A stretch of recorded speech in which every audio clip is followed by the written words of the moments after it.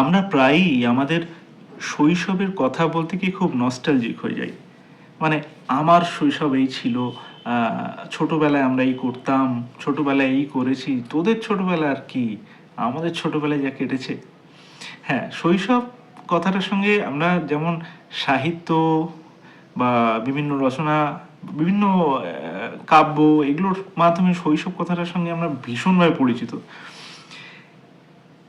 একটা মজার দিক রয়েছে, সেটা হলো এই শৈশব যেটাকে বোঝায়, এই শৈশব কিন্তু আমাদের জীবনের বলতে গেলে সব থেকে প্রয়োজনীয় এবং সব থেকে গুরুত্বপূর্ণ একটা সময়কাল।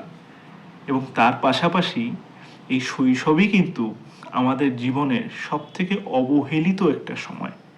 হ্যাঁ, একদম ঠিক। হয়তো অনেকে ভাববেন যে কি বলছি আমি, কিন্তু ভালো করে ভেবে দেখুন, শৈশব কিন্তু ঠিক করে দেয় যে এই ছোট্ট শিশুটি পরবর্তীকালে কীরকম মানুষ হয়ে তৈরি হবে।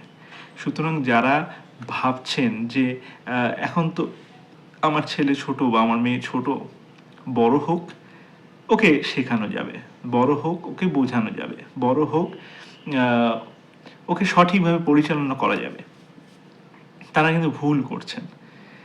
এই বড় হোকের অপেক্ষায় কিন্তু আপনি আপনার এই সন্তানের শৈশবটাকে নষ্ট করে দিচ্ছেন। এবং শৈশব সময়কালটা যদি একবার বেরিয়ে যায় হাত থেকে, আর কিন্তু সেটা ফিরে আসে না। এবং বাচ্চা একটা মানুষকে গড়ে তোলার সব থেকে আদর্শ সময় হলো এই শৈশব। তাই শৈশব কালটার প্রতি আর একটু যত্নশীল হন। প্রত্যেকটা বাবা মা উচিত যে তার সন্তানের এই শৈশবকালটার প্রতি বেশি যত্নশীল হওয়া। এই ছোটোবেলায় একটা কথা আছে আমাদের, বাংলায় একটা কথা আছে, এক্স্যাক্টলি, হ্যাঁ, আমার মনে হয় যে যার আটে হয় না তার আশিতেও হয় না। নিশ্চয়ই শুনেছেন কথাটা, যার আটে হয় না তার আশিতেও হয়। এই যে আট, এটা তো আমাদের শৈশবের মধ্যেই পড়ছে। তো এই ছোটোবেলার সময়টায় যদি কিছু না হয়, তাহলে কিন্তু পরবর্তীকালে গিয়ে জীবনে সেটাকে মেকআপ হয়তো করা যায়, কিন্তু অ্যাচিভ করা যায় না। আর এই শৈশব হলো একটা কি বলবো, একটা মাটির দলার মতো। এই সময় আমি যেভাবে ব্যাপারটাকে আকার দেব, সেইভাবেই কিন্তু এটা ভবিষ্যতে আমরা কি হয়, একটা মাটি যখন প্রথমে আকার দিই, যখন মাটি নরম থাকে, তাই না, একদম তুলতুল করে নরম থাকে, তো ওটাকে যেভাবে আকার দেব, পরবর্তীকালে কি হয়, সেটা রেখে দিলে পরে সেটা হার্ড হয়ে যায়। তখন কিন্তু আপনি ওটাকে আর তার শেপ চেঞ্জ করতে পারবেন না, বা পছন্দসই আকার কিন্তু দিতে পারবেন না। সুতরাং এই মাটির দলাটা নরম থাকতে থাকতেই আপনাকে সব করতে হবে।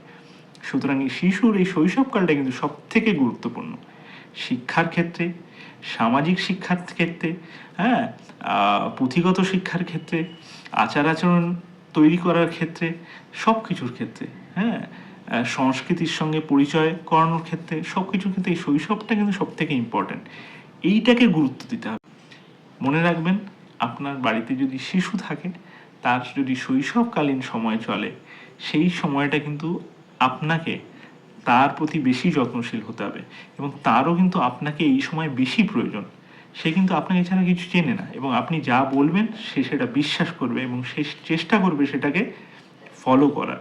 এই সুযোগটা আপনাকে নিতে হবে, অবশ্যই ইন আ পজিটিভ ওয়ে। আপনাকে ওকে এমন শিক্ষা দিতে হবে যেটা আঁকড়ে ধরে সে বাকি সারাটা জীবন, যখন আপনি তার পাশে থাকবেন না, তখনও যাতে সে তার জীবনটাকে ভালোভাবে বাঁচতে পারে। তাই আরও একবার শৈশবের প্রতি বিশেষভাবে যত্নশীল হন।